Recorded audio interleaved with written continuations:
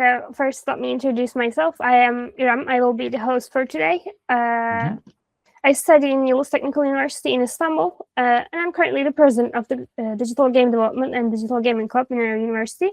We are just a student-run and operate on purely volunteer basis, and we really like to thank you for joining us today and sparing your time. I would just thank you like for to apologize. the invitation. You're welcome. I would like to apologize in advance in case I say anything incorrect. If I do, please feel free to correct me.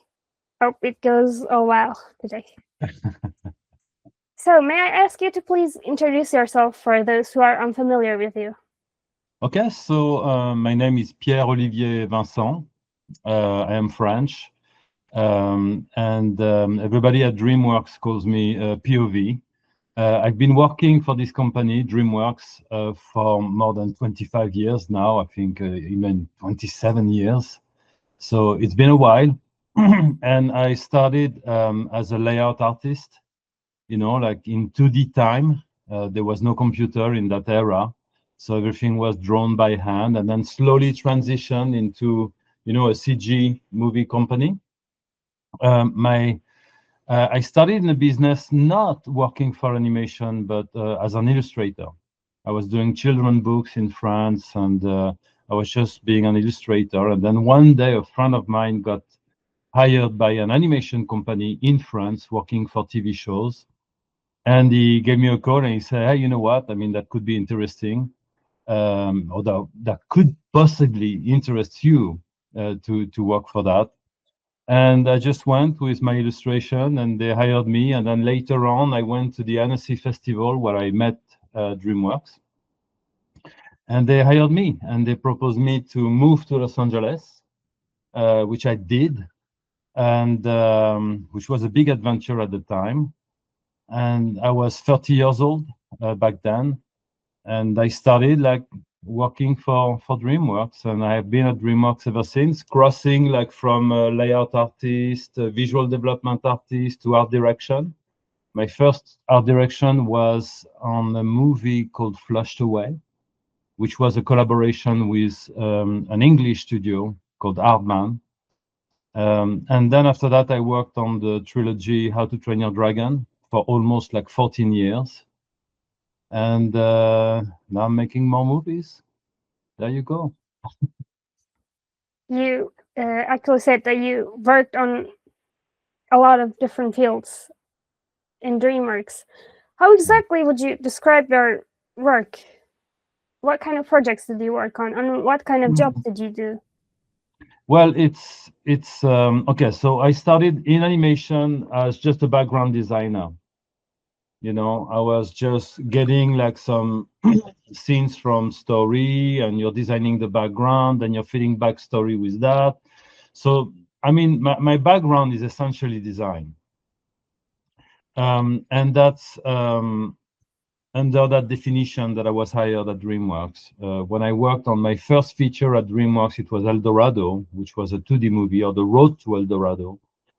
And I was part of the layout department. And the layout department in that time was taking care of the design of every shot, of the framing of every shot as well. We were doing what we used to call like workbook, which was like basically taking the storyboards, timing every shot, framing it in the framing of the movie, which was creating like a field guide. And and then we were kind of designing the shot and putting like an indication of light also in the shot, because later on this drawing would go to the background department where you had artists just painting the shot traditionally. So we did that on El Dorado. I worked as well on Spirit, a movie about like a horse. And then we slowly transitioned into something involving more CG. After Spirit, I worked on a movie called Shark Tale, which was a story of a little fish in the ocean. All that was CG. And it was still in the design department. I was essentially doing like set designs. And after that, I worked on Flushed Away, where I got my first art direction because of one drawing, really, that I did during an art blitz. When you work for a big company like DreamWorks, basically, you're kind of presented like opportunities to participate in different things. You might be assigned to a movie, but if people like your work, they might also occasionally ask you to participate in what we call a blitz, which is basically just a short moment where you are kind of exploring like the possibilities design-wise, look-wise on an upcoming show. And Flushed Away was that opportunity for me.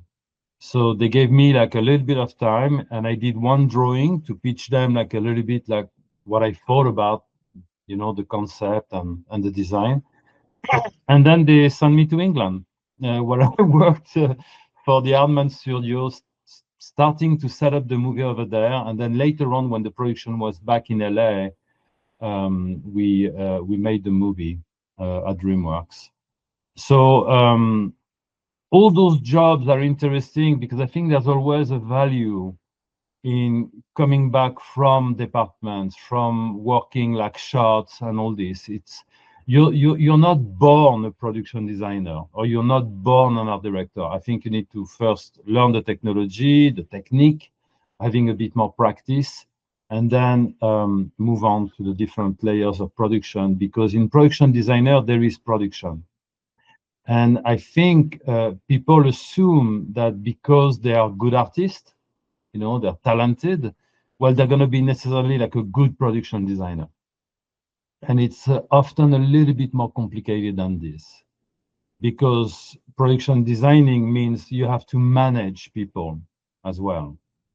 You have to evaluate the cost of this assignment. It's a little bit more involved. It's not just the artistic. The artistic has definitely a huge part, and I think it's essential. But there is also that constant interaction across all the layers of production with different kinds of artists as well.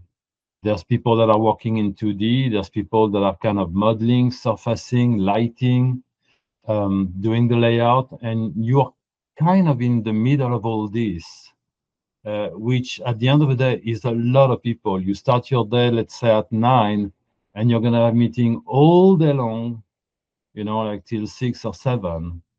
And you still need, I believe, to find like an opportunity to do a little bit of artwork, just to keep your head like into the grounded in a way, in the understanding of what makes the design of the show.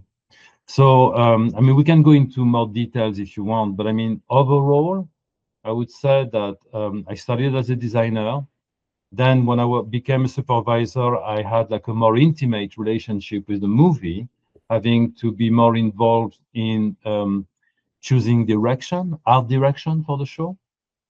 Then still producing design pieces for the movie, because at the end of the day, that's what I am. I'm an artist doing illustrations.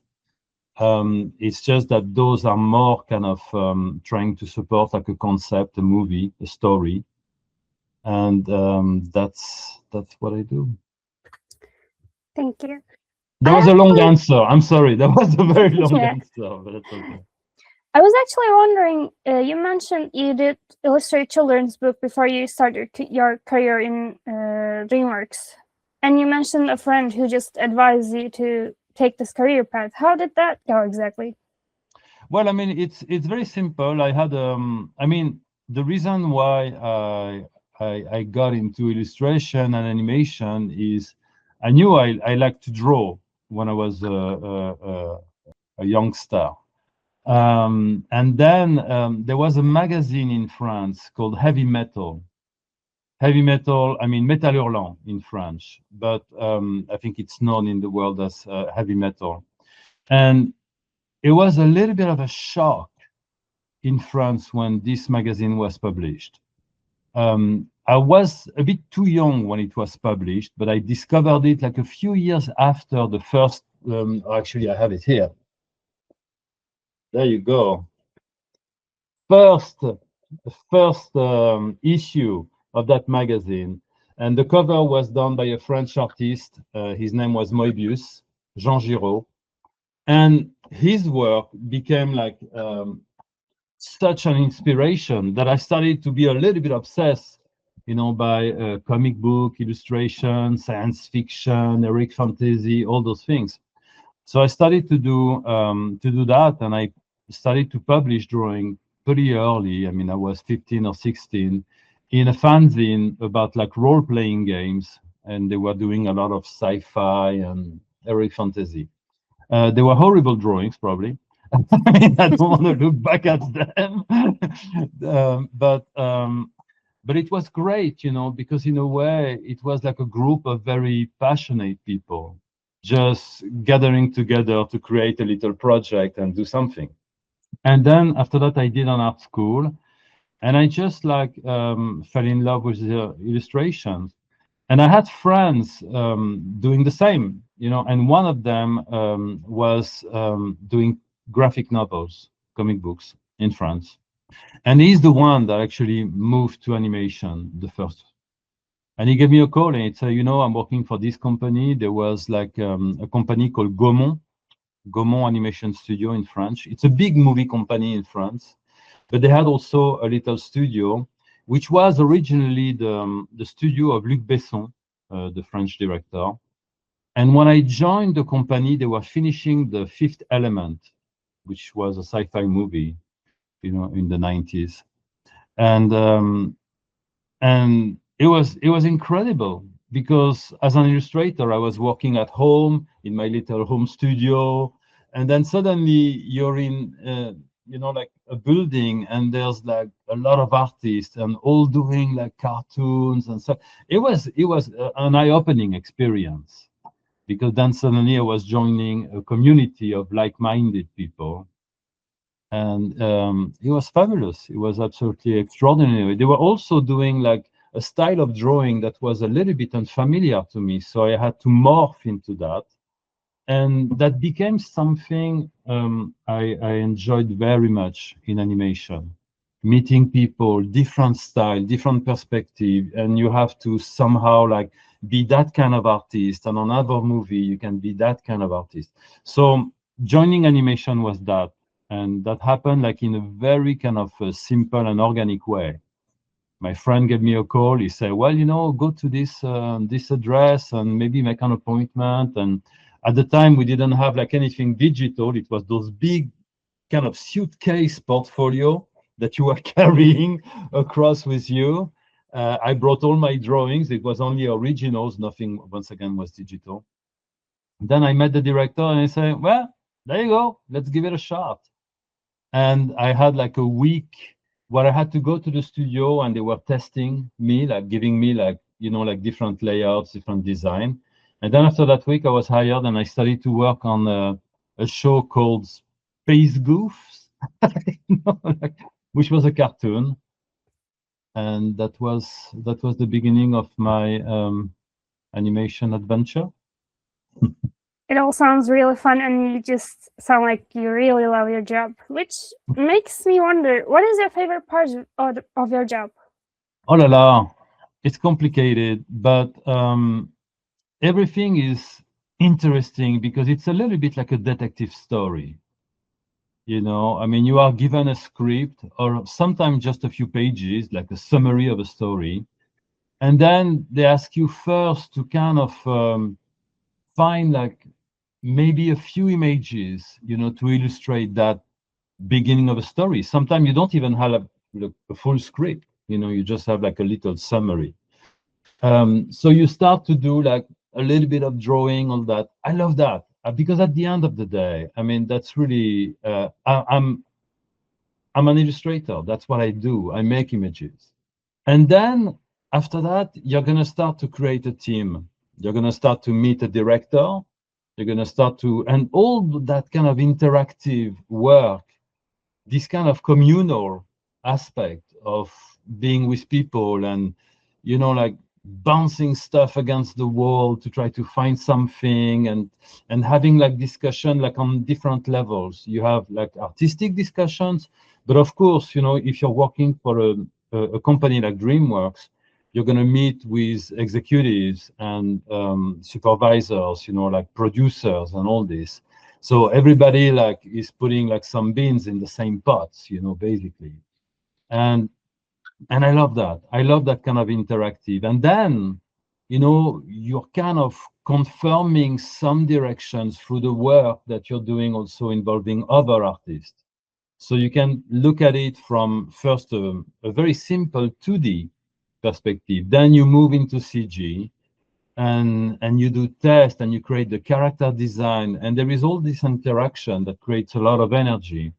And then there's the production. When production starts, that's when usually your hair goes on fire, and everything is sedimenting very quickly, and that's also very exciting. So, I mean, I love always to just like doodle, you know, like at home on my computer or in the studio. But after that, I mean, it's good because then you are fed also by the creativity of other people, you know, and you're bouncing on that, and then you're bouncing on this thing, and then you're trying that, and then it doesn't work, and then you're trying this, and then animation comes in, and you start to see your design moving. All that is kind of constantly giving you like some energy, because otherwise it's very difficult to maintain like optimum speed and efficiency for, let's say, like 3 continuous years, which is like an average time of production, but sometimes it's longer. On the first How to Train Your Dragon, I worked 5 years. I went through 6 different directors. Everyone was kind of restarting the process, and we still had to feed production and all that. So all that, it's very energetic and exciting, but I mean, you need to make sure you love it, because otherwise, I mean, that could become also a complicated situation, you know. So there's a little bit of strategy. There's a lot of politics, of course, and I think people don't talk about it probably enough, because the moment you work with more people, you need also to create like an environment that allows like all that creativity and those boundaries also, to be precise, you know. But yeah, I kind of love it all. But at the end of the day, I mean, when on the weekend I go home, if I have a bit of free time, I'm just gonna try to draw my comic book, you know, at the end of the day. So that's pretty simple. Yeah. You actually talked about working with a team. I want you to elaborate on that a little bit. How is it like to work with a big team, especially in a company like DreamWorks? And I was going to ask, but you already answered. Do you have any personal projects? If you do you prefer to work alone or with a team in the company of DreamWorks? It's a complex kind of question, because as an artist, it's really exciting to speak with your own voice, and working in animation can trouble that a little bit, in a way that on every movie you are kind of becoming a slightly different artist, because one movie is going to need to be very cartoony and comedic, another movie is going to be a little bit more naturalistic, and every time you're kind of changing style, because the point when you work in a studio in animation is to understand that POV, me as an artist, might not right away be the solution, graphic solution of that movie. I'm going to have to find something that fits the movie. It's not just what I would do naturally. I have to look for it. So then you're looking at references, you're inspired by other artists, and then after that, you're creating a team to create all this. But it's a combo of the two. I love both. At the end of the day, I think even if I retire from animation, I will just draw my comic book and I'll try to speak my own voice, you know, with my own voice. So at the end of the day, maybe that's the goal, you know, like trying to have like a very clear definition of who you are.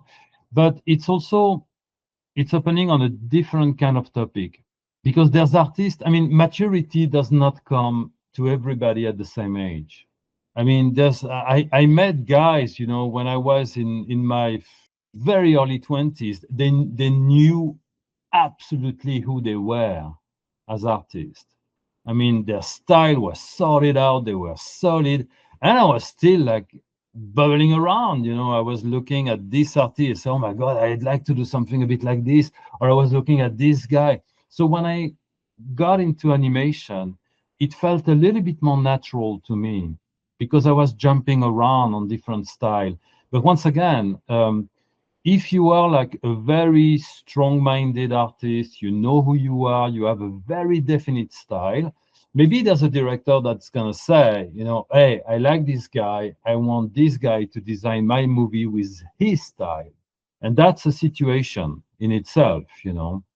I wasn't like that, you know. I was more like at ease, jumping around different styles, which opened on a different problem, which was kind of blurring a little bit my own style of the development of it.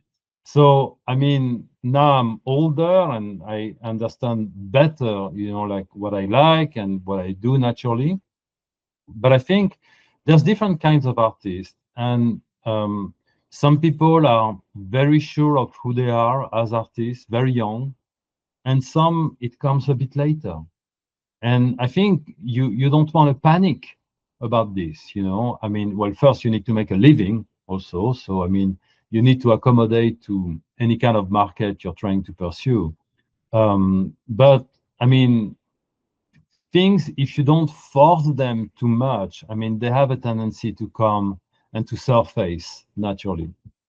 So it's that's why the answering this question is a bit complex, because of course, I mean, I love being at home and like a kid doing my comic book or whatever. You know, I mean, that's what I do the moment I have like an hour or 2 hours or even a day. But there's also an incredible joy in deciphering graphically the needs of a movie, which is a very privileged task to do. I also want to ask you a little bit about your creative process. What do you draw inspiration from? I mean, what gets the creative juices flowing in your brain? It's everything. I mean, there's not like such a magic recipe. I think you can be inspired by going to a museum and looking at amazing artists from the past or the present, old style, you know, mixed together. I love modern art. I mean, I love books. I look at a lot of books. I read a lot. I mean, you can see there's books like everywhere in the studio. I mean, it's kind of, actually, I think it's everywhere in the house, seriously. But I love books. I always love books. Books have been very good to me, in a way that they just open windows on things you don't know or things you want to know more about. I also always take the time to pull around a little bit on internet, you know, with, for example, when I was working on Dragon, or How to Train Your Dragon, we were trying to create like very interesting rock formations and, you know, to make it dramatic and epic and all this. So then every morning I was going on Google and I was just like, you know, crazy rocks and tuck, tuck, tuck, tuck. And then you feed yourself with all kinds of shapes and interesting kind of formations. And I do that very often. You know, sometimes there's a theme that comes to my mind, and I'm just launching a search, and then I file those images. I know that you can access the web like very easily, but sometimes doing like almost like a personal digital library of references is a very good way to also identify, you know, what you like, themes, what's exciting. So there's a lot of search, a lot of reading, lots of books, watch movies, of course. But I think also I mean, you guys are in Turkey. I'm from Paris, basically. I mean, those are very old cities. Go out, look at the buildings. They're not like one style. There is structures in all of, like across all Europe, by the way. It goes for thousands of years. So that's really exciting, specifically when you want to talk about world building. Like a lot of people considered world building like almost like an opportunity to build like a utopia of some sort that would spontaneously appear, in a few years. But that's not what a city is. I mean, there's maybe a modern city that could be like this, but where we live, like, I mean, you go to Ankara, you go to Istanbul, you go to Paris, you go to London, and you're going to see like layers of civilizations on this. I found that really exciting and actually really good practice to see actually how people live and do this. So it's a mix, it's a mix of different things, but there's not like one thing. I think for design and production design, I think it's interesting to make it very broad, to open up on a lot of different things. But just reading a novel is just like bringing so many images to you, in your mind. I mean, so it's really what works for you. I would advise like all of it, but some people might just like love to look at ancient art or modern art. Some people look at graphic novel, and there's a lot of comic book artists that are incredible and finding like very interesting environment and styles and all that. So it's a little bit of everything. Music as well. I mean, I don't know, switch off the light, listen to some music, and I mean, I would be surprised in you just like you're not subjected by a flux of images coming to you. So it's a lot of things. And then there's work. I mean, you have to like, like trying out stuff. Just draw, keep drawing, try different things, hit the wall, fail at a few things, try. But I think this is really what it's about. It's very unlikely that magically things are going to appear, like out of the blue. I mean, I think, yes, let's say we're all talented, we all love it, but it's a lot of work. And I think you have to respect that. You have to understand that these things, it takes a lot out of you. And you need to consider it like this. You need to accept this part of the deal. Some drawings, making a good drawing is difficult. I'm 58, it's still difficult. And when it's too easy, question it. I think there's a truth in that. Yes, you might be talented, you might be good at certain things.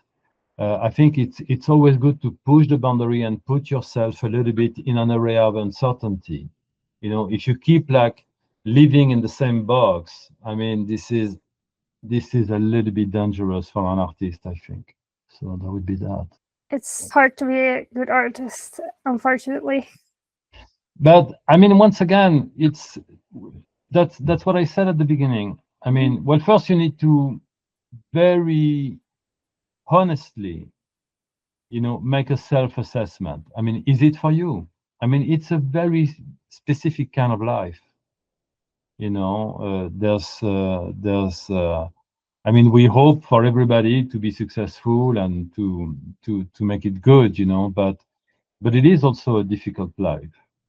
Specifically when you start in freelance and all that, you need to go look for the work, and it's complicated. But it's work. You work at it. I mean, yes, there's people that are going to be more sensitive about specific things, that are kind of maybe have like a slightly different or more involved perception of what they can do at an early age. But once again, it's not like you don't have to be ready at 22. You don't have to have all your answers, like at 27, or if you don't know that at 30, you're toast. No, it's not like this. You know, you can still work and be a good professional and efficient and still have a lot of questions. And I think those questions are pretty healthy. So it's really about like, no, you put yourself on the page, on the white document, and you start to put some shit on it, you know. And if it's not right, it's okay. You keep going at it, and then you educate yourself. And it's there is a little bit of a romantic vision of the artist, you know, being suddenly inspired in front of the white canvas and then going feverishly, you know, into achieving something. I mean, I'm not saying that sometimes it works like that. Sometimes you have like just like, oh my God, I have it, and you have to jump on the paper. But sometimes it's more complex than that. You're going to be puzzled, you know. Sometimes they're going to throw at you something that you have no idea about. I mean, how do I approach this and all that? Well, then you know, you look for references, you start doodling some horrible things, and then you fix it, you go back to it. It's a lot of that, you know, and you need to be okay with that, because sometimes it's exhausting. You know, you're gonna go across like you know, many hours, and you go through the night, and it's part of what you should learn to enjoy, even if sometimes you want to pull your hair out, you know, and say, you know, or throw it away. But it's also that, you know, learning to deal with frustration, learning to deal with the failure of an attempt, then think what could be the next move. You know, it's going at it that way. I think is interesting. You also mentioned that the projects you work on takes a lot of years. What makes you go through these long production times? What keeps you motivated? Other people. I mean, that's why we work as a team. I mean, at the end of the movie, everybody is gonna go on a web page, on a blog, saying, "Look, I did this piece, and it was instrumental to the movie." Or, you know, I can show you many pieces. I mean, they're my work in animation, but they're the result of discussions, of interaction with others, and all that makes it very special and unique. You know, so for me, yes, there is the joy of the start. You know, you put some illustrations together, you put some colors, whatever you want. But then after a while, you know, you're gonna meet other people. You're gonna meet even the head of the company. You know, he's gonna say something. Oh, we need this movie to perform on this. We need there's a lot of that that's kind of triggering your interest. So you're bouncing on something else, and then you're seeing this artist doing this, and say, "Oh my God, this is awesome!" You know, like, yes, I mean, let's try to bring all that together. Seeing the work transforming itself all the way to the final look is really exciting, and this is not something I can do alone. I can initiate a movement. I can start a process. Maybe I can create a good image that's going to motivate another artist in another department, and together we're going to try to make something of it. It's a lot of that animation. I mean, animation is crazy. It's a crazy, stupid business. You don't do it alone, you know. It's I mean, I think you guys are looking a lot into games, for example. I mean, games are similar. I mean, it's insane. The complexity of creation across a game, you know, yes, you might have a good image as a start, but then you're going to learn so many different things, you know, across the way. There's a lot of similarities in this. So to me, it's, yes, I'm excited at the beginning. Then more people are coming in and we're chatting. It's trying to keep that sparkle going, you know, and doing it alone, difficult. But doing it with other artists, then yes, you can keep the pressure on for 5 years. I'm not saying that your beard is not going to go white and you're going to have probably less hair than you had when you started, but that's what it is, right? I mean, it's something that has to keep going. So definitely, I mean, doing good work, yes, definitely, it's fun. It's fun to be asked to work on something. But I mean, production is harsh. It's always harsh. I mean, it was harsh back then. It's harsh today. I'm just starting a new project, you know, like now, and that's it. We're in the woods, you know. It's so. I also want to ask about the impact of technological developments in animation. You mentioned that when you started, you used to draw 2D, hand paint some scenes, and then you switched to CG. How was that change? Well, it was a change, but it was not like a dramatic in a way that suddenly we didn't know where we lived anymore. It was more like adopting a tool that made sense for production. Like, I mean, you can go on Photoshop, open a document, take a brush. Oops, the phone is going crazy, but anyway, you can still do that and have very much like, you know, like if you were on a piece of paper, you can draw, you know, and you just do that. The only thing is, it was allowing us to modify things, you know, very efficiently. Because I remember the days where after doing a painting for a background, you were going to show it to the director or the producers or whatever. And then, maybe, you know, the sky, it could be like 5% cooler. Well, you had to repaint everything. And now with the modern tools, you know, you can very quickly adjust this, which for production is important. I mean, because we are kind of driven by time and money, and, you know, time is money, and et cetera, et cetera. But it was a pretty smooth transition, I have to say. There's a few things that can be problematic. Like, once again, I love drawing on paper. I mean, there's a desk behind me, which is my old layout desk. And every time I have to think about something or even put down like a little sketch or whatever, that's where I'm going to work. But the transition was pretty okay. It was not too traumatic. Then we had to learn a little bit about some other CG tools like Maya, for example. I mean, some people were using like ZBrush or Mudbox. I mean, now a lot of people are working on Blender and whatever. I do a lot of conceptual stuff on Maya as well, you know, just because I can like test like spatially a location, imagining where the cameras are going to be. So that's important for me. Sometimes I do that for the artists I have in the art department. When I'm looking for something very specific, I gave them like some sort of a framework, you know, to understand what we have to do. But it's a different business. I mean, now there is a lot of discussions about AI, and I don't know. I really don't know. I'm a little scared of what it means.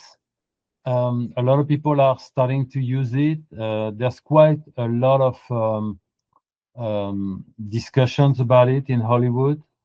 A lot of animation studios are trying to keep it at a distance, and some others are starting to make like changes. I don't know. I don't know what we're gonna let happen. You know, it's a bit worrisome. But the transformation into platform like, you know, like moving from 2D to using Photoshop and all that.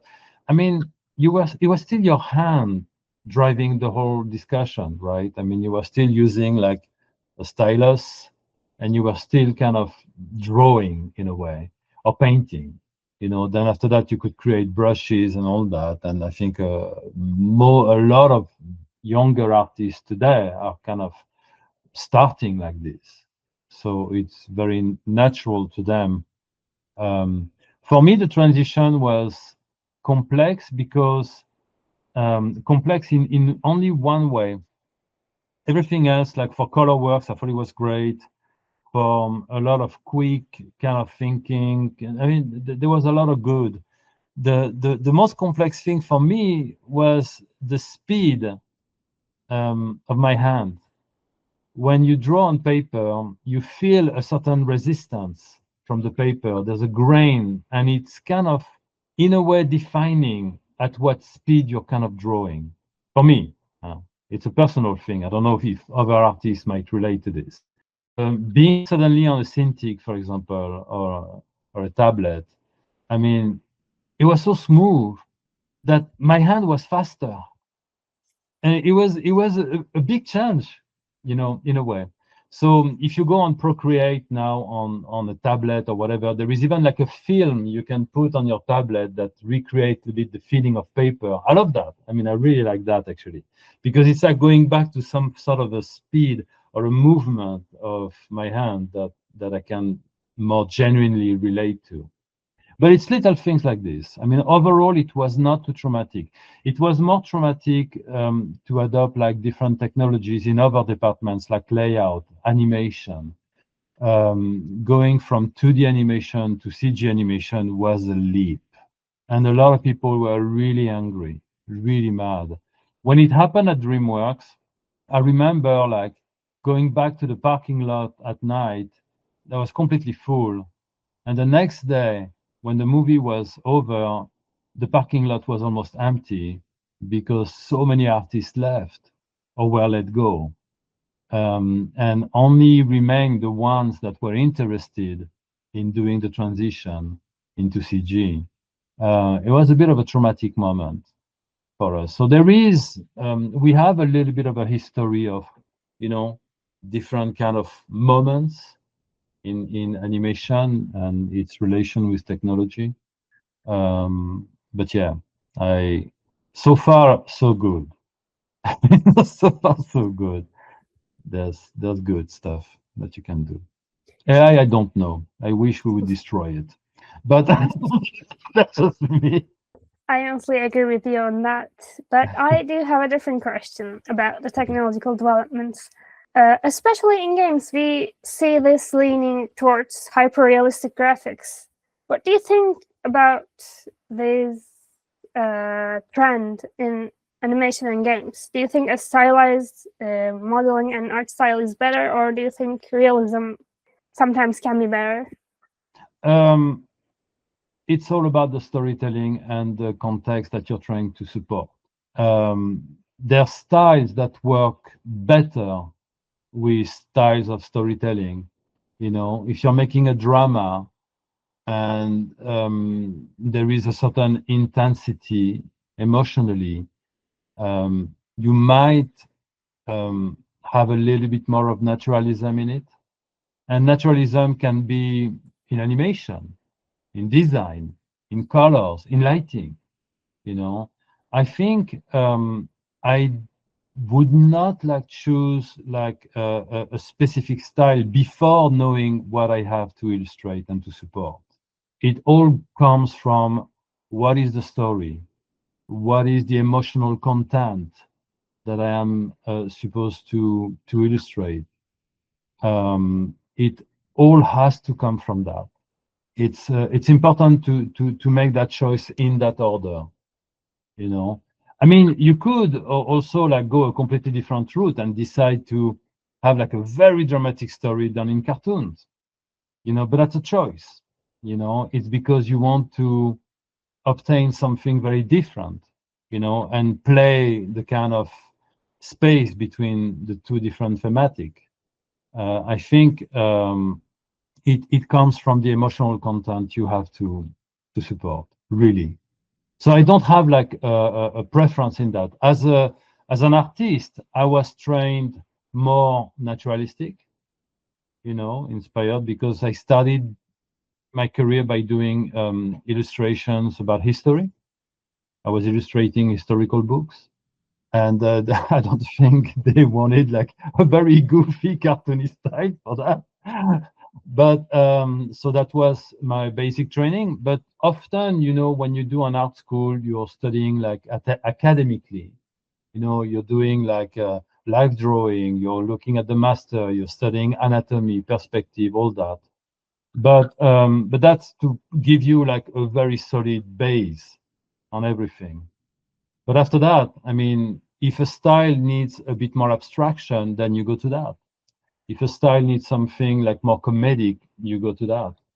I don't think that, and there's all kinds of games, by the way, and movies. I mean, there's games that are very cartoony.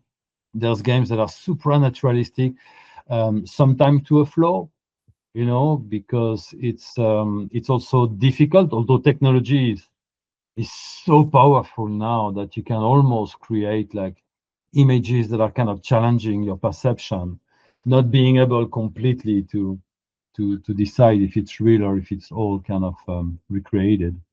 But yeah, I don't think I can choose.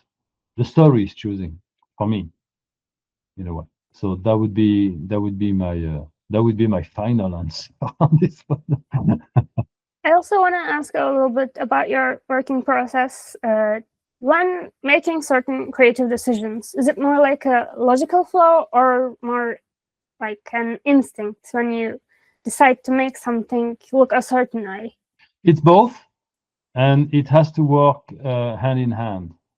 There's a little bit of a moment that I always have, like when I start to make images at the very beginning of a project, where I leave it a little bit open. It's very chaotic because you read something and you're having a flow of things going through your mind. And I try to have like a document open and I just unleash the chaos on it, you know. But at the same time, things are in motion.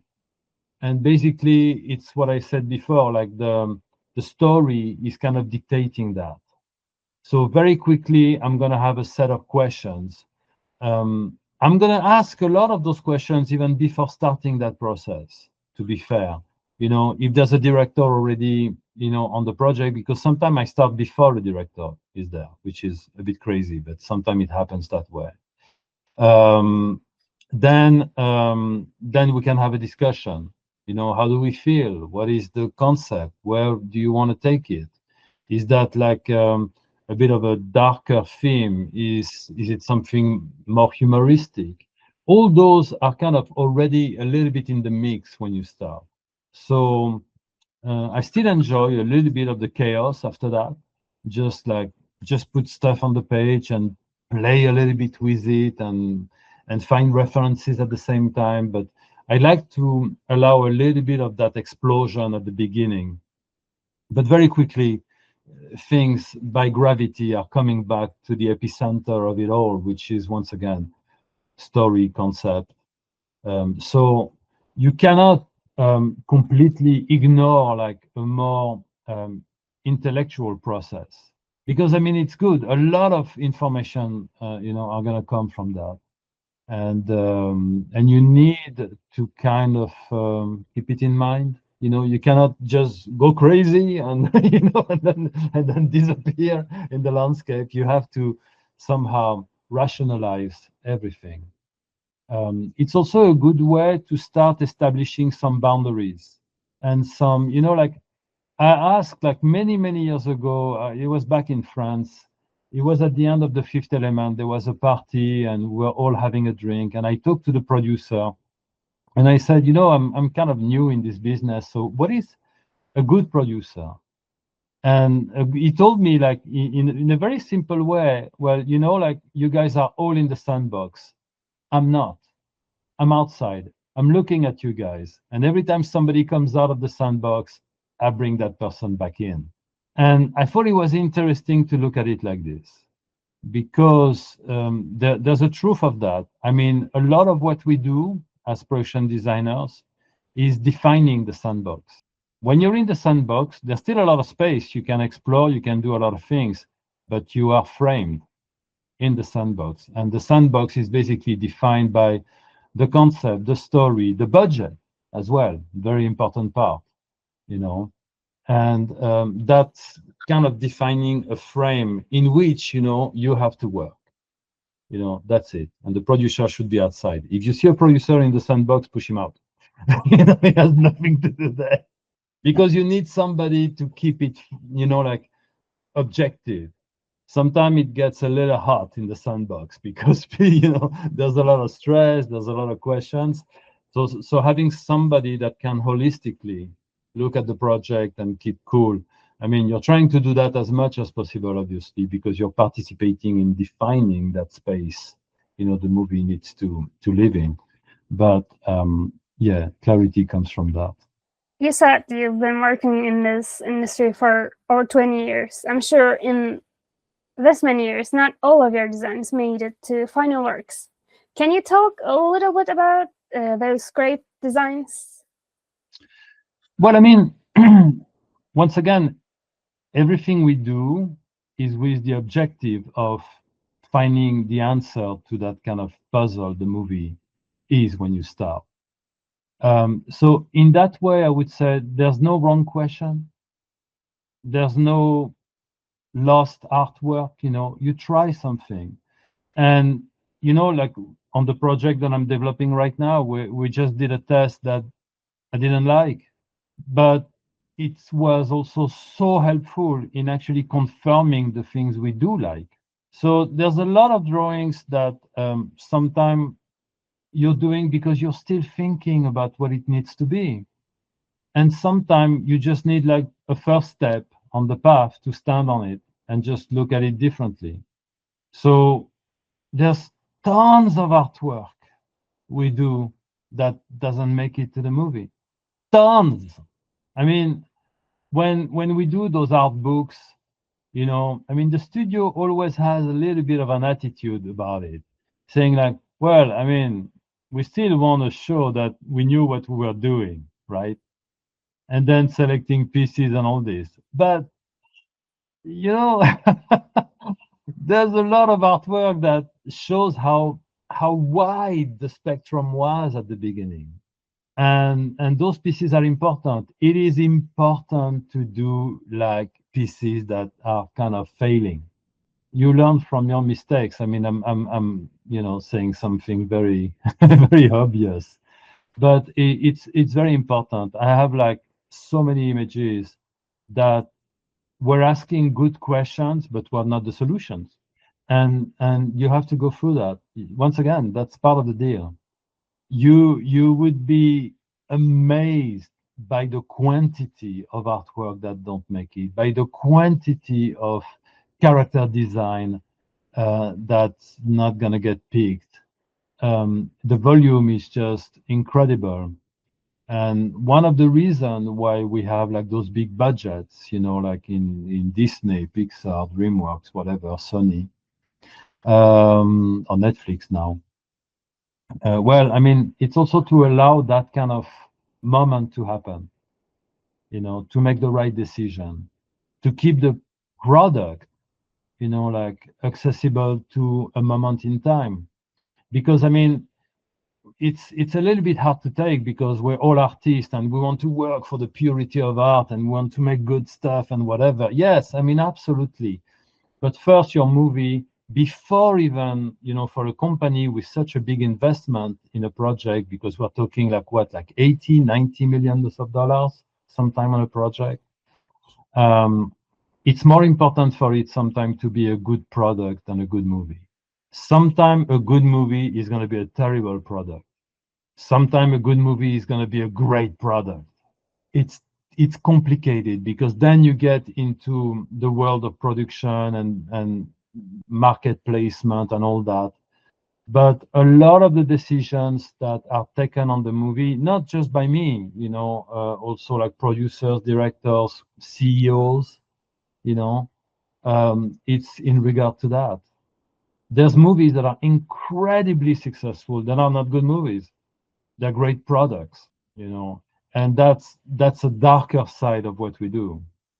But it's true, and once again, you can have a lot of fun working on a great product, but at the end of the day, when you're making those kinds of investment, you want the movie to meet a certain portion of the public. So there's a lot of discussions about that, appeal, marketability. I mean, all those things. It's and we shouldn't look down on this because that's the kind of business we're in. When we work for a big company, it's true for Disney, it's true for all those studios. Now, it doesn't mean that as an artist, you want to preserve the purity of what you do. you might have difficulties to do that entirely in companies like those big companies. You might try to go for a slightly more independent route, you know. And some amazing movies are being done like that. They don't always like meet like a large public, unfortunately, but we look at them. I just saw like an incredible French movie like Little Amélie. You know, it's a 2D movie. It's just absolutely magnificent. But it's a movie that might struggle a little bit on a very wide scale. Is it sad? Yes, it's sad. Is it fair? No, it's not fair. But that's unfortunately the rules of those kinds of, you know, of the screen. So there's a lot of that happening. It's harsh. I'm sure it's true for games too. You know, they are confronting like a very exigent audience. So complicated. I have a few more questions, especially about your career and your advice on youngsters who wish to pursue a career in animation or art direction. What are some challenges you face in your career? What is your advice to us as students? Ay, ay, ay. That's the question, right? I mean, just the first thing is look at the requirements of the job and try to assess if it's for you. And it's an incredibly difficult thing to do. Incredibly difficult to have like a honest view on what we do, you know. And I'm saying that, but I'm not sure I would have been able to do that when I started. But you need to like it. You need to like it enough. So even when they ask you to do something that might not look very glamorous, you still do it. When I started in illustration, it was not all glamorous. I did like stickers for the lottery. I did little design for baby quilts. I did like cheese box covers, you know. But I loved enough doing images and illustration and drawing that it was okay. And it was still putting food on the table, by the way, you know, which is something that we should never look down on because, I mean, there is a part of it. You're going to, you know, get older, maybe have a family, and that's an important part of our lives. You need to have a certain responsibility or, you know, on this, but you need to like it. I I worked on El Dorado, enjoyable movie. I worked on Spirit. It was back in the 2000, and man, I hated working on that movie. But I love drawing, so that was okay. But you know, it's what it is. You know, you're not going to be always in a situation where you're going to do something you like. So make sure you like what you do. You like drawing, you like putting stuff on paper, on a document, on whatever, create CG, work on Blender, whatever you do. You know, I mean, it's important that you really love it. And for loving it, I mean, once again, it's not like just coming from the gods, you know. I mean, you need to work at it. Keep yourself excited, keep yourself educated, keep yourself interested. Always kind of look around, always look at stuff that, you know, motivates you. Don't isolate yourself too much. Sometimes it's difficult to be an artist. Meet other artists, you know, create little groups. You might even create a studio together. But I think it's important to keep healthy on that level too. You know, the world is a bit of a dark place at the moment, and I think we're all affected by it one way or the other. And you still need to go and put your work down and do that. So I think having like people around you, bouncing ideas, being silly, all that is really essential, I think, to do.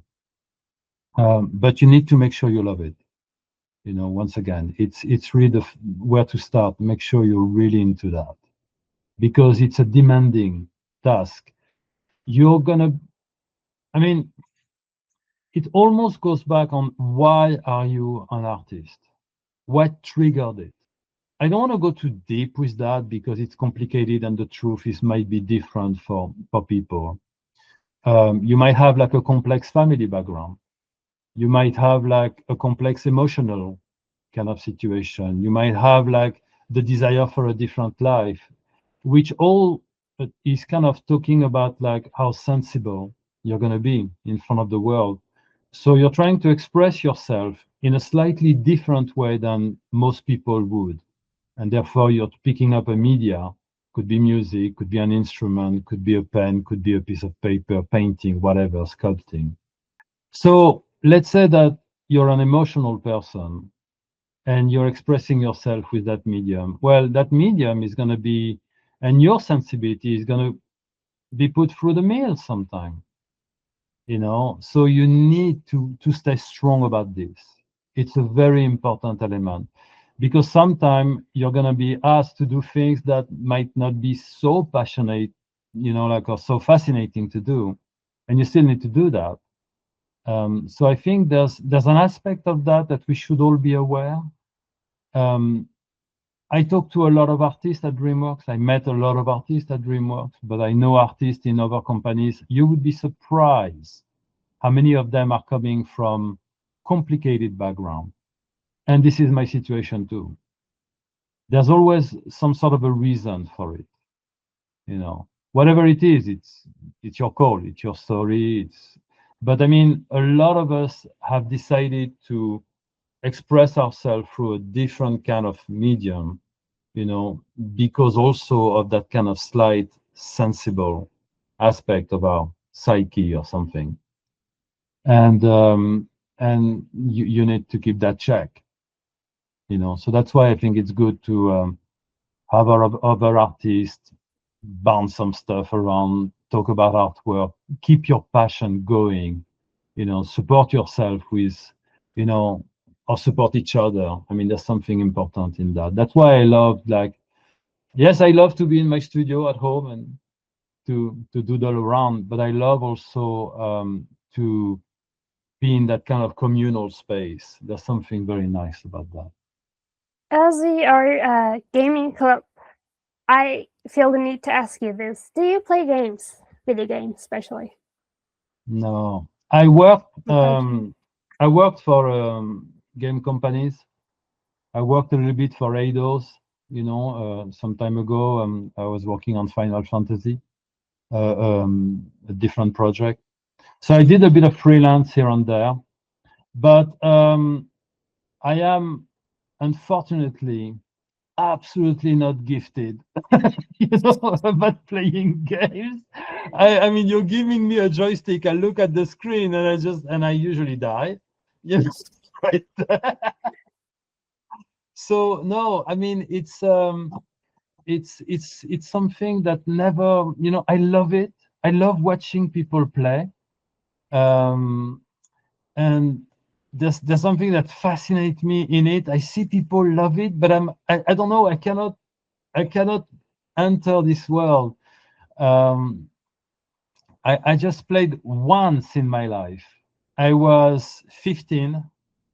It was at the grandparents' home of a friend of mine, and we played a game called Pong.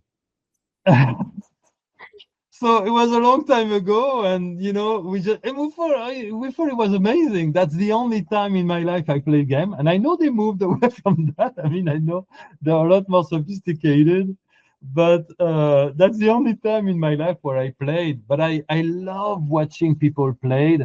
I had people around me playing like all the original Tomb Raider and Resident Evil, you know, games when they came out back in the days, and it was like crazy, you know, to see those Lego-like characters, and it was so immersive. I really loved it, but unfortunately, I just can't play. I don't know. It just doesn't translate in my world. Since you love watching people play games, is there any game in particular that just stood out to you in art direction and visuals? Yeah, I mean I like games that are a little bit more. I don't like just like the shoot them up, or the you know just like when the game gets really intense or violent. But I remember being really intrigued by Journey or even like Echo.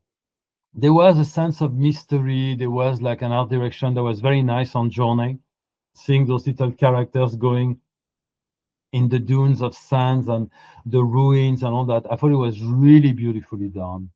I know that's a few years back, but I remember being very impressed by that. Um, I really liked Echo as well, and seeing that little character discovering those ruins, and there was a contemplative element to it that really spoke to me. I really enjoyed it. But there is a Splatoon also that I thought is incredibly fun, and I love the style. I mean, Overreach also was really interesting in that kind of slight 2D inspired kind of look. Um, I looked at some of those kind of cinematic as well, and a lot of them are naturalistic. And when they're becoming too naturalistic, it's losing a little bit, some appeal to me. I mean, they're incredibly well made, but I like things that are usually a little bit more stylized. Um, so yeah, I mean, those kinds of games are kind of interesting. But there's other games, and they're not going to come to me right now.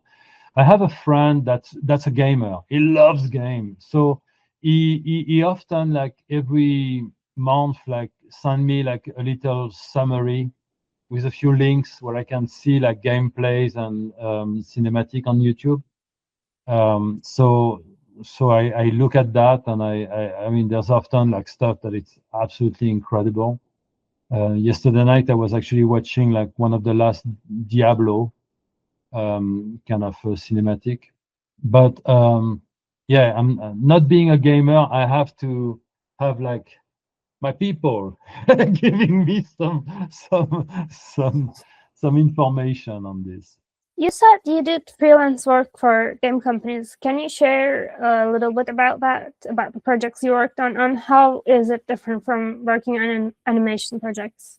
It's very similar because I was interacting just with the production designer, and it was so conceptual that to me it was exactly the same work. He had already defined a little bit like what he was kind of willing to explore. So I was just surfing on the information coming from him. It was for a possible future version of damn, the project escapes me now.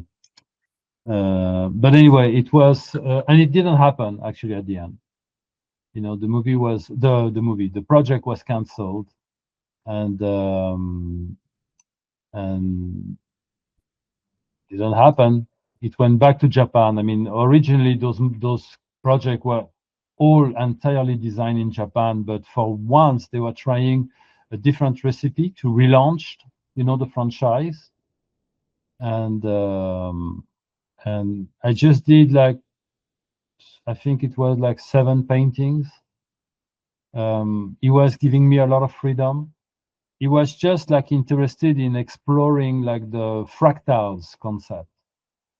So he wanted everything to be kind of fractal based. So a sense of repetition in shapes from the small to the very large. He was interested in embedded that fractal concept into the architecture, the organics, everything. And so yeah, that was fun, but didn't happen. It's unfortunate. I would like to see the project finished. Yeah, it was really fun. It was really fun. It was fun to explore. I used a little bit of Maya when I was doing that because I thought like fractals, I mean, they get so difficult to just draw that having like a bit of a CG kind of base for that was interesting. But yeah, I thought it was a very cool idea. But at the end, they canceled the show. But yeah, so too bad. But I mean, I tend to have more interaction with animation. I mean, it was just because I had a friend. He said, "Hey, you know, we're having a lot of questions on this. I met this guy. Do you want to call him?" I mean, it's often like this. You know, you're just bouncing around, and then that happens or not. But that's what it is. I'm not specifically looking for it because I'm so busy. I usually actually I did a bit of freelance work like years ago, but now I mean it's so involved on movies. I just tend to do that and save the extra time to do my personal stuff. I have a few last questions. What is your favorite projects that you ever worked on? Aha.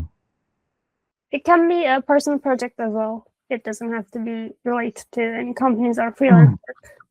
Personal project. I mean, I'm not talking too much about it because it's still ongoing, and on the latest version of that, I'm trying to write my own story, and it's a new development for me. So that's something that I'm, you know, really excited about. But there's, I mean, I wouldn't necessarily like talk too much about it. But as far as animation, I mean, How to Train a Dragon is such like had like a pretty incredible impact on my life, because at the end of the day, it took almost like 14 years to complete like the trilogy. In between movies, I was sometimes helping other shows, but I spent a lot of time on that, and at the end of the day, you just like that was really an important kind of part of, you know, what I did in animation.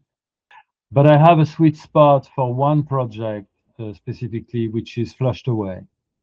And Flushed Away was a collaboration between DreamWorks and Aardman. And I love Aardman. I love what they do. I love Wallace and Gromit, and I love Nick Park, his work, and I love this company. And when I started Flushed Away, initially the project was supposed to be done like stop motion, like what Aardman does. So they sent me to Bristol, where the company is located in England. And I lived there for several months, starting the project. And eventually they decided to do the movie, you know, using CG. So we brought back the production to LA. But working on this kind of collaboration with Aardman, I loved it. I loved every minute of it. I can show you actually, if you want, like the first drawing I did for that movie. Yeah, I would really love to. Let me set that up. All right, I'm gonna share my screen. All right. Okay, let's do that. There you go. Can you see this? Yeah. So when I did this image, I was working on Shark Tale, which was another project. And then, like we discussed at the beginning, they asked me to participate in an art blitz for an upcoming project, which at the time was called Ratropolis. And they gave me like a weekend, because I was working on the other project. So during one weekend, I thought about, I did this image. I had a week before to think about it, which was very important, because one night I went to a hardware store and I took photos of, you know, like everything, plugs, screws, like faucets and everything. I say, because they wanted like a rat city looking like London, but made out of trash or broken bits. So I did little doodle during the week, just trying to put some ideas down, like, okay, so maybe like a cat box could be like the police car, or maybe like a can of milk could be like a phone booth, or things like this. And then that's what I did at the end. So you can see I put like plugs, you know, for the electrical system. Everything was made out of Barbie dolls, you know, for some sort of decorative kind of element. So or a Coke bottle for a pillar, a little kind of milk, you know, for the, or a can of soda, you know, for the trash can. You know, I was trying to reuse all kinds of elements, like to create like the feeling of a city. But and they loved this drawing so much that they asked me to do the art direction of the movie, and that was my first art direction. So this movie will always have like a sweet spot. On top of that, I love the guys over there. I mean, Peter Lord, Nick Park, they're heroes for me, and I really like they have built this company for artists. Really, they love that. So there was quite a lot of. I think I have a few more drawings actually. Like you see, for example, like Big Ben and the Tower Bridge, all that made out of, you know, like reused kind of bits of bicycles, and it was a really fun movie to work on. A new stand, you know, in a motorcycle helmet, or one of those Russian dolls, you know. Things. I mean, it was really fun to do. I loved doing that, you know, those things. So that's it, you know. I have a bit more, but there you go. Well done, Dragon. Sometimes you do some logos also. I have a bit of artwork. If you want, I can go through it to show you. Yeah, that would be really nice, actually. All right. So I did a bit of logo when I started on the show, because sometimes that was nice also when you start a presentation to have that. So you can do also a little bit of graphic work. And that's the first drawing I did on How to Train Your Dragon. So it was like a first kind of concept for a Viking village. And I was kind of trying to put a little bit of that Icelandic kind of Nordic design, you know, with a Viking hall and those dragon statues and all this. And that drawing very obviously didn't make it to the show, because then after that I did a new version, which was this version, and that's the painting that Jeffrey Katzenberg at the time, you know, our CEO, he loved this painting so much. He said, "That's it, you know, that's that." And there was a little bit of a concept behind this, because I was going back to the novels, the books, you know, like How to Train Your Dragon. And in the books, I mean, the Vikings are really stubborn, you know, they are really kind of, you know, like they're fighting the dragons in the first section of the book, at least. And they were very stubborn. So I said, oh, it's like pointing your finger at the weather, at whatever. And I kind of designed the island like with that in mind, you know, like if the island was a point like this. So I kind of played with that idea, and they loved it. So that's what I did. I did after that a lot of paintings and all this, but that was the one that, in a way, you know, with those crazy weird rocks and dramatic kind of a bit cartoony thing, but treated a bit more naturalistic. That's what triggered it, really. And then I was designing more houses, you know, and because they were kind of really brutish, I decided to make everything a bit oversized and heavy, and to contrast with Hiccup, the main character, who is just a tiny kid, and he's surrounded by those big warriors, you know, and he doesn't really fit in the world. And by making friends with a dragon, he's going to transform the world in a way. So that was a little bit the base. But yeah, I did paintings like this, you know, like to show those Vikings. Those were also following like some of the character designs that Nicolas Marley, who is a character designer, was doing at the time. But I wanted like to have a piece where they just like charge in front of you, and so I did this painting at you know. Then I did the logo for How to Train Your Dragon 2 when we started, and this one went straight into something more cinematic. We were working with a cinematographer, Roger Deakins, who's coming from the live action. So every piece that I was doing from that point was trying to emulate a little bit that style of lighting as well. You know, strong silhouette, you know, atmospheric and all this. So it was a very fun thing to do. So I did a series of images Like when Hiccup is discovering a new part of the Nordic world, you know, on those sea stacks covered with aspen trees. And I did a lot of images like this. So those would be a bit more naturalistic if you want, because Dean, the director, wanted something very believable and credible. So when I was doing those images, I was really going for something that I was trying to paint. And we were using a little bit of photo bashing also on this, you know, finding textures in photo and putting them on rocks that we were kind of drawing to give like the feeling that it's a little bit more believable. So I did quite a few images to explore that kind of environment. There was even like a village at night that was supposed to be attacked. So it was a weird village built on stilts in the fog like this. So, I mean, it was very atmospheric and a little bit more naturalistic, the work we did on Dragon. There was like an ice maze. All that didn't make it to the movie, by the way, you know. I mean, they wanted to see it, but, you know, at the end it was cut out of the movie. This one stayed in the movie. There was like Hiccup's mother in the movie has disappeared many years ago, and he finds her again, and she's living in that fortress of ice that's hiding like a world of dragons and all that. So I did that image, and we built that. I mean, it looks like this in the movie actually. Then I worked very early on a project called The Wild Robot.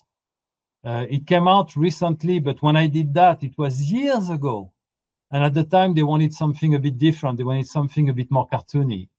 So I was kind of using a bit of Maya to design those very silly robots. And one, of course, goes weird and becomes like a wild kind of robot. So I did like very stylized paintings. Like the movie was opening in a storm with boxes, crates, you know, being carried to an isolated island. And I was doing something a little bit naturalistic and cartoony at the same time. So stylistically, it was a little bit different. So I did quite a fair amount of images. That's the moment where the robot is first entering the forest. So I did that. The movie doesn't look like this, you know, that was done like almost like 5 years before, I think. So it was just for a pitch, for a presentation. There's a moment where the animals suffering from a very harsh winter are gathering in a hut built by the robot. And they're all kind of surprised because fire for them is a very threatening element. But in that case, it's also saving their life. So that's why I made them like all like hypnotized by the fire. And I love painting rabbits, by the way. So that's just, that's just a personal thing. But that was done at the time. There was also like a part of the world that was entirely mechanized. So I imagine those modern farms where giant robots are putting like, you know, like growing plants, and all the cows have barcodes on the side. Everything is a bit sad, but it was more comedic. I think they went for something a bit more intense in the movie. Then I did like a very large pan of the robot world and the human world, where everything is a city. It's an endless city. So this one took me a little bit of time to do, and to have like some sort of a counterpart. I did a similar kind of image, but with the robot in the natural world, you know, and I did this one. So the robot was coming into the forest, and at first the animals were all freaked out. So they're all kind of flying away. So those are just paintings. You do that like at the beginning to try to help. I said I like painting rabbits, but it's just like. But yeah, I was having a lot of fun with those more cartoony, you know, animals. So that's an example of different styles as well, you know, when you go into it. Then I worked on a project, and you see, you were asking about the thing that does not end up like in a movie. Well, we developed like a project called Larrikins at DreamWorks, and the movie was canned. You know, they just didn't do it. So it was a movie happening in Australia. The movie was supervised by a comedian called Tim Minchin, extraordinary guy, Australian. So they asked me to start to put like environments together. So paintings about like a stylized version of Australia. So I was doing images like this, you know, what I'm just showing, like iconic part of Australia, and trying to then develop it in a more kind of stylized way. So I did quite a fair amount of images like this, you know, big red rocks, you know, like with the kind of vegetation you would find over there, kangaroos over there. I did quite a lot of work on that. Our character was a little bilby, which is some sort of a little marsupial, and they are actually blue, which is a very surprising color to have in nature. And he was living under a big rock, so they wanted the movie to have like a certain texture, to be a bit like, you know, palpable almost. So did a work on that. And also like some very harsh environment, looking very desertic. So that's a waterhole.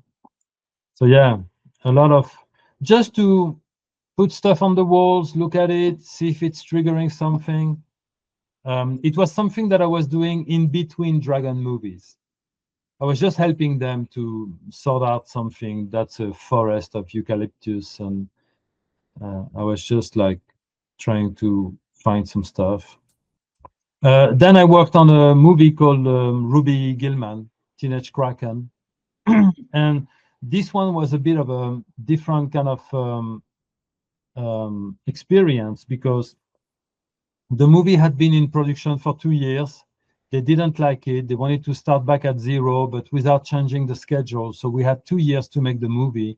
And they asked me to jump and to restart the project. It was an incredibly difficult production.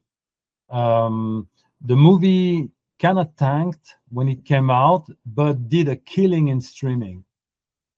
So on that one, so much work to do, because we had like a tiny crew, a tiny budget, and we still wanted to provide like a certain look for the movie.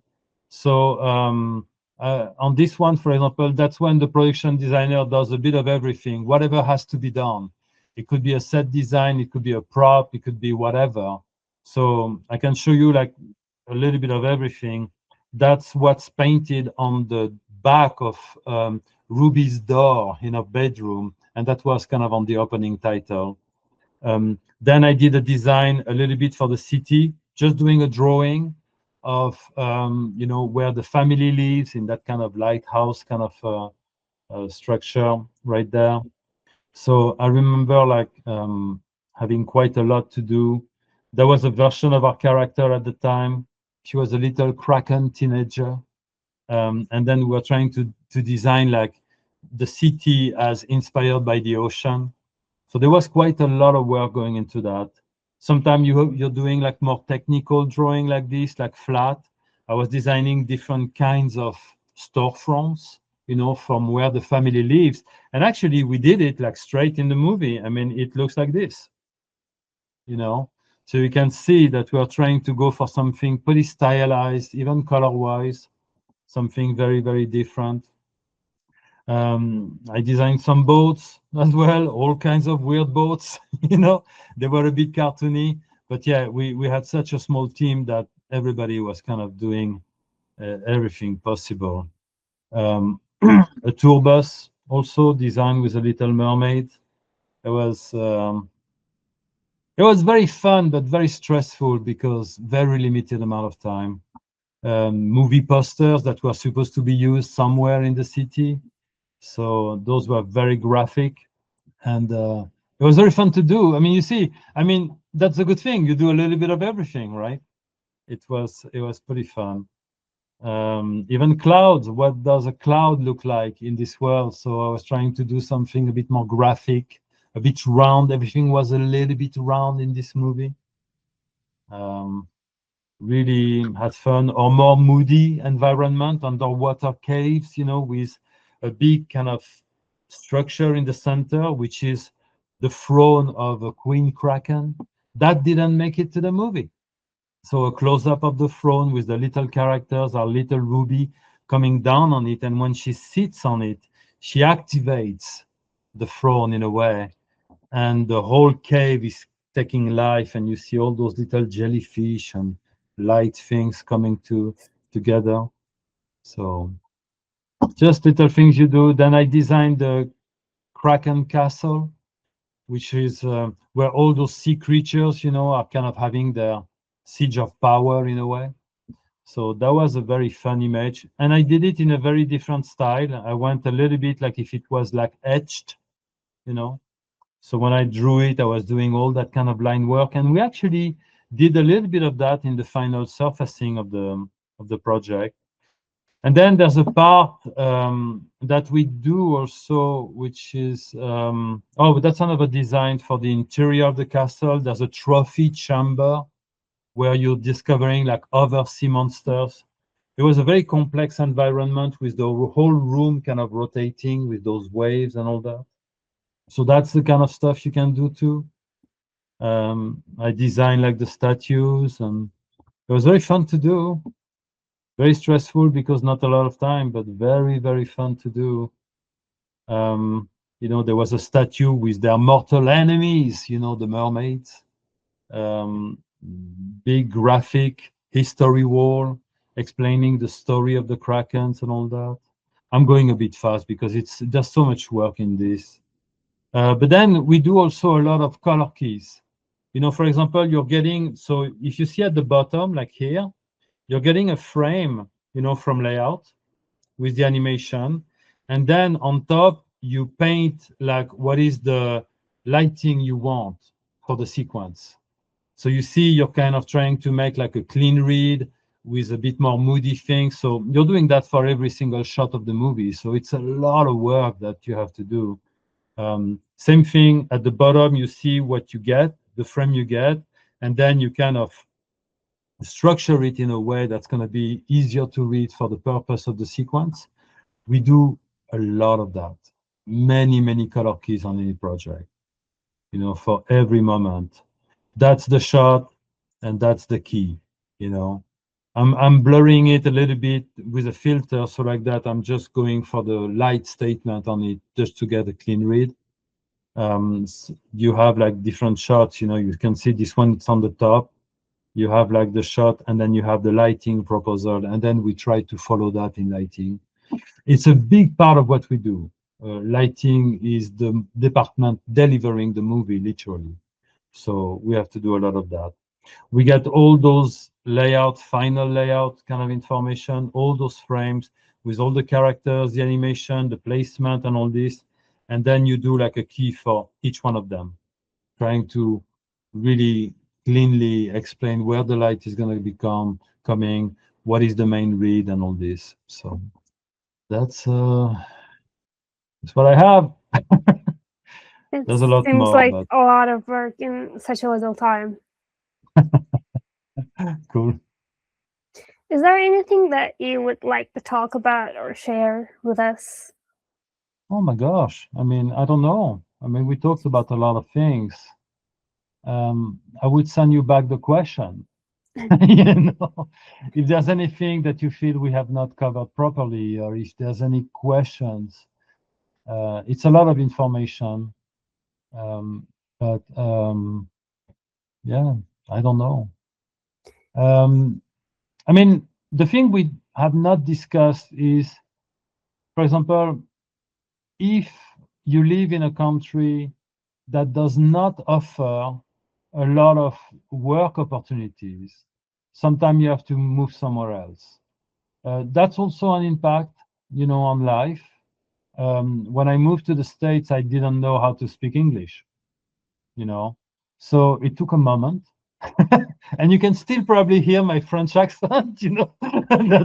It's not going away, I'm afraid. But that can also occasionally have an impact on your life. You know, if you're very family driven and suddenly you find yourself in a different environment, far away from your kind of everyday life, it's you need to build up like new reference point and all that. It's a bit complex, but a lot of artists are traveling nowadays. You know, a lot of people are going to different countries for opportunities, job opportunities. Sometimes it's becoming almost like a lifestyle, because if you don't have a family, maybe you're more flexible and you can you know, go to this country, go to that country. I mean, you guys speak English beautifully, so I think you wouldn't have like a problem. But I think this is also something that artists have to do sometimes to make a living, or to just enjoy like a different opportunity. Whether you want to work for the film industry or the game industry, I mean, a lot of companies are distributed, you know, across the globe. A lot of people are working remotely now, but sometimes some studios demand, you know, that you are on location. So that's also a different impact, you know, on your life. Thank you so much for your time. I have one little question. You don't have to answer it if you don't want to. Why did you hate working on Spirit so much? I just wondered, because you talked about it a little bit in your answer. Yeah, it's not because of the theme. It's not because of the character. It's not because of the crew. It's just that it was an incredibly chaotic production, and they changed, you know, like the target for the movie, and I would say even like the target as an audience several times. So we had to redo so much stuff all the time. And that's when I said, you better love it. Because I remember specifically one sequence where the main character, Spirit, a horse, is being held prisoner inside like a fort, an army fort. And they did this sequence so many times. We had to draw like the fancies, you know, like corralling the horse. And we were kind of going mad, you know, like having to draw that from all angles, because at the time we didn't have like computers really. So it was all like by hand. You had to draw every angle, and then they was changing the camera again, and you had to draw it again and changing the camera again. It's for that. It became for all of us like taxing, because for months we were doing fancies. we are all going nuts. So I remember at the time I was almost like starting to lose it. Then I started to change technique. You know, I did some layout using watercolor. I did some layout using acrylic. Some were done in charcoal, sometimes with a mechanical pencil. Sometimes I was using marker, sometimes the brush. I just was trying everything to keep going, because it was a very difficult production in the layout department. So that's why that production was difficult. But no, otherwise, I mean, we had like nice landscapes, a lot of nature kind of stuff to draw, and I did a bit of character design on that show too, which was fun. But yeah, there was a moment where we were all kind of falling into the pit, you know, designing all that stuff, and a lot. I mean, we were trying to keep it together, but it was a difficult production. So that's why this one left a little bit of a scar somewhere. That is unfortunate, but I really thank you from the bottom of my heart for joining us today and sparing your time. Thank you for your answers. Anytime. If you want to chat more, if you have more questions or stuff like that, just send me an email and we can chat. It's kind of cool to discuss about all those things. I mean, there's hidden things in the mysteries of making those movies and games sometime. And so if you think about something, just give us a shout. Thank you so much again. Ciao, guys. Bye-bye.